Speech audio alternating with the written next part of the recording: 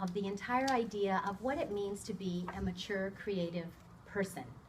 And as I look at the book, I realize there are many, many multiple ways that we have to grow up, and often we are stymied by different situations that have happened to us in our lives. Particularly as a writer, I am intimately aware of the ways that I both get the messages that I have the right to be a creative person and the ways that I get messages that perhaps I'm not the right person to do the job. Let's talk about what creativity means. It is coming up with new, innovative ideas and being imaginative in doing that. So the first thing I want to look at is, what does it look like when we are creative, mature beings in the world? The first thing, and we've talked about this already, is that we are comfortable with failure. In many ways, we have to be like a scientist. We have an idea or a hypothesis, we try it, it fails, we learn something from it, we try it again, it might fail many, many times. But creative, mature people don't give up if they really believe in their dream. Now, on the other hand, as Steve Jobs says, when we innovate, we are going to make mistakes. And we have to be ready to admit when it is a mistake and move on to another area of innovation. Because part of what it means to be a creative person is that we don't do the same thing over and over again and expect different results. A second thing that we have to be very comfortable with in our creative, mature life is the unknown.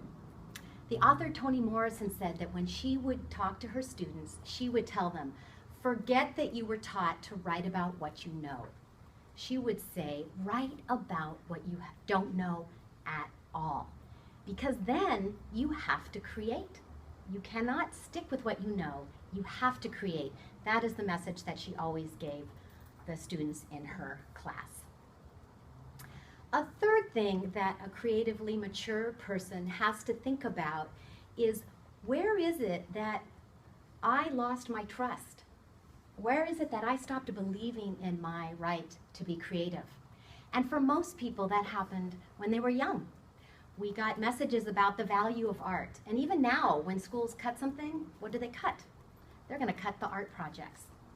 So there's a larger message in society that being creative is not important unless you're either exceptionally talented, can generate income, or in some way are doing something that is in the mode at that moment.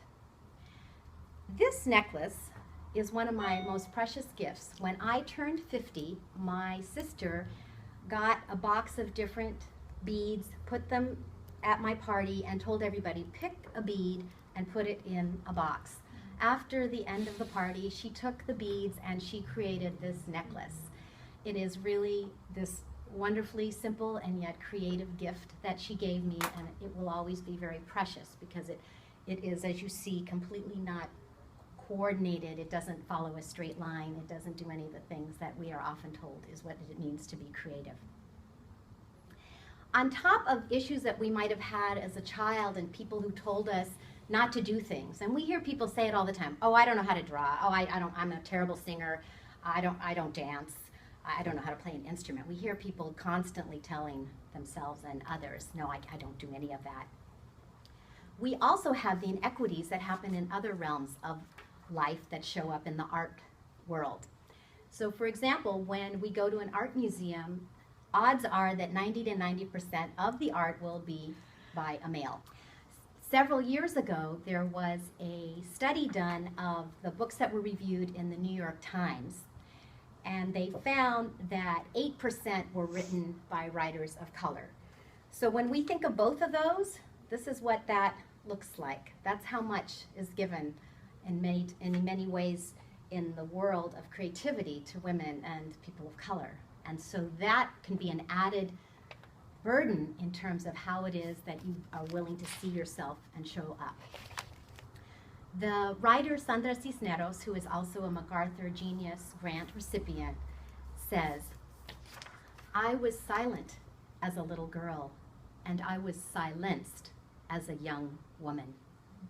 Now I take my bumps and my humps, and I have a big mouth, and I often get criticized by people that I ultimately don't really respect.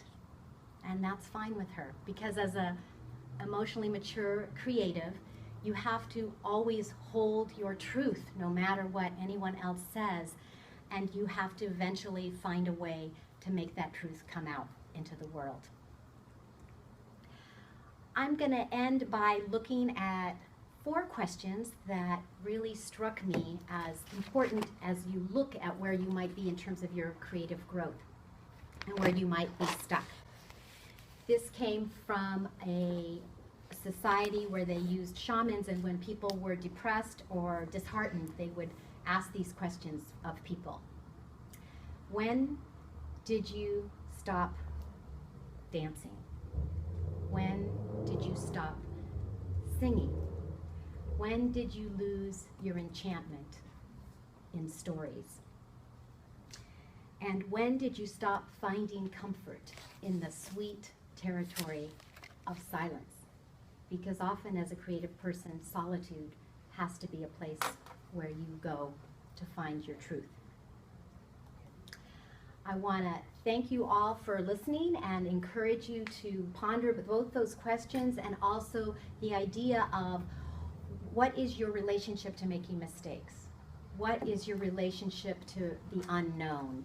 And what is your relationship with sticking to what you know is your truth in life and bringing it out in a creative form?